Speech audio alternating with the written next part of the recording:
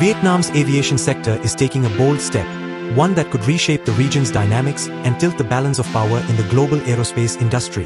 Recently, Vietnam announced that it is considering removing regulatory barriers for aircraft manufactured by China's state-owned plane maker, COMAC, to operate within the country. This move is far more significant than it seems.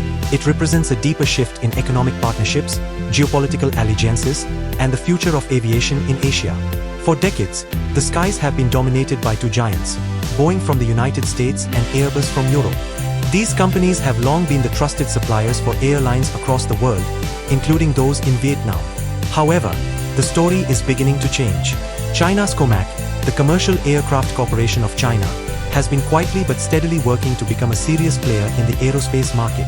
Its flagship models, the short-haul regional jet ARJ-21 and the larger C919 narrowbody aircraft, are a clear challenge to the duopoly held by Boeing and Airbus.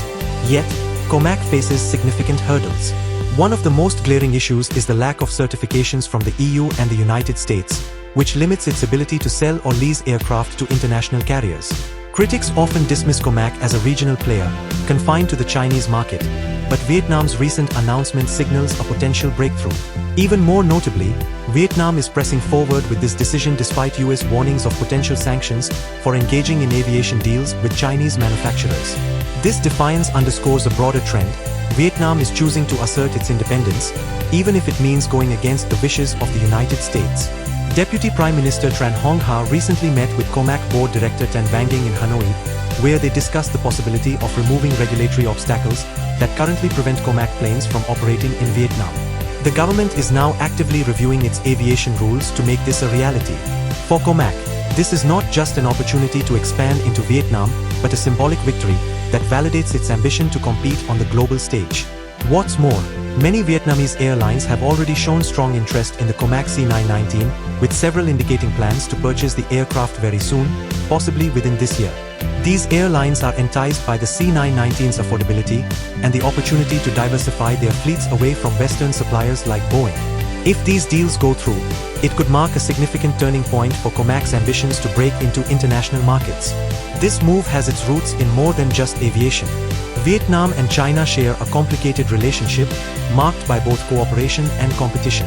However, in this instance, the Vietnamese government appears willing to set aside past differences to embrace a mutually beneficial partnership. COMAC is not only offering aircraft, it is offering an alternative, a way for Vietnam to diversify its aviation sector and reduce reliance on Western suppliers like Boeing. And this is where the story gets even more interesting. Boeing, once the undisputed leader in aviation, has faced a string of challenges in recent years. The 737 MAX crisis severely damaged its reputation, and while the company has made efforts to recover, trust has been eroded in many markets.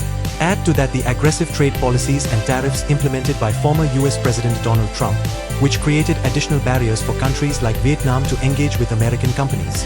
These tariffs were meant to protect US industries, but in reality, they alienated partners and pushed them toward alternatives like COMAC.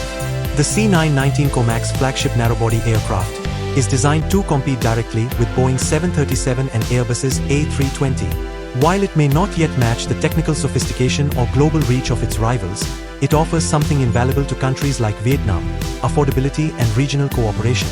For Vietnam, this is more than just an aviation deal. It's a chance to align with a rising regional power, to foster closer ties with China, and to take a stand against the dominance of Western corporations. The timing is perfect for COMAC. Southeast Asia is one of the fastest growing aviation markets in the world, driven by rising middle-class incomes and increasing demand for air travel.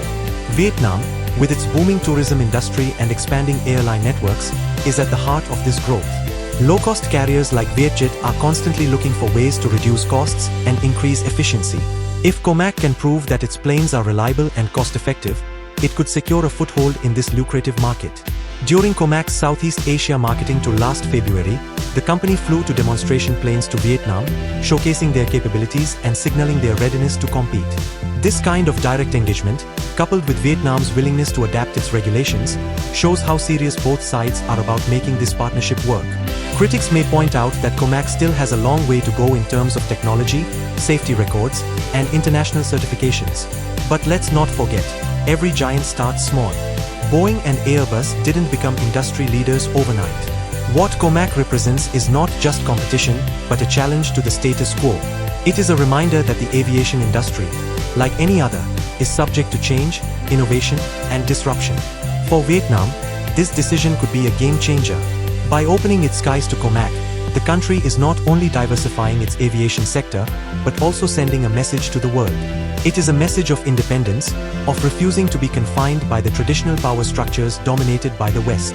Vietnam is choosing to explore new opportunities, to foster regional cooperation, and to embrace a future where the rules are no longer dictated solely by Airbus and Boeing. Let's not underestimate the significance of this moment.